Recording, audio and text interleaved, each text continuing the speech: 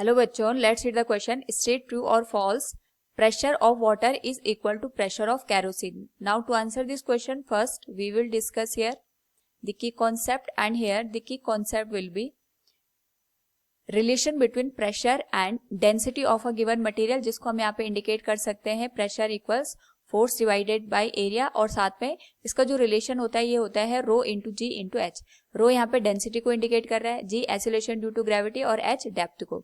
Now according to the question, अगर हम यहाँ पे बात करें वाटर और केरोसिन के प्रेशर की, तो हम एक कंटेनर में वाटर को ले लेंगे और दूसरे कंटेनर में हम यहाँ पे केरोसिन की बात करेंगे. नाउ इस पर्टिकुलर केस में अगर हम बात करें सेम डेप्थ की, हम यहाँ पे दोनों की जो डेप्थ है वो h के बराबर ही कंसिडर करते हैं. हम यहाँ पे भी जो पॉइंट है इसको a मानते हैं और यहाँ पे भी जो पॉइंट है वो a मान के चलते हैं. दोनों यहाँ पे जो सरफेस हमने ले रखी है, दोनों की जो डेप्थ है सरफेस से वो सेम है, केरोसिन की भी और वाटर की भी.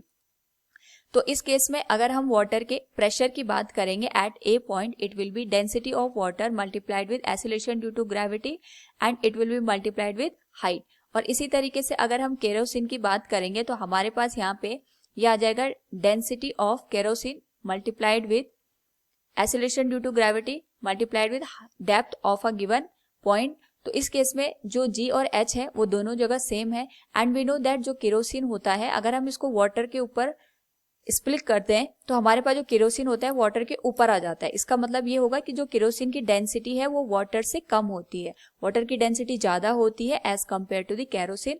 तो इस पर्टिकुलर केस में अगर हम कंपैरिजन करें यहाँ पे, क्योंकि केरोसिन की डेंसिटी कम होती है, जिस वजह से जो यहाँ पे प्रेशर एक्सर्ट होगा केरोसिन के कंटेनर में, that will be less than as compare to the water on that particular container. तो वाटर यहाँ पे ज्यादा प्रेशर क्रिएट करेगा for same depth as compared to the kerosene. So we can say from the given statement pressure of water is equal to the pressure of kerosene. It will be a false statement. Hope all you understood it. Thank you and best of luck.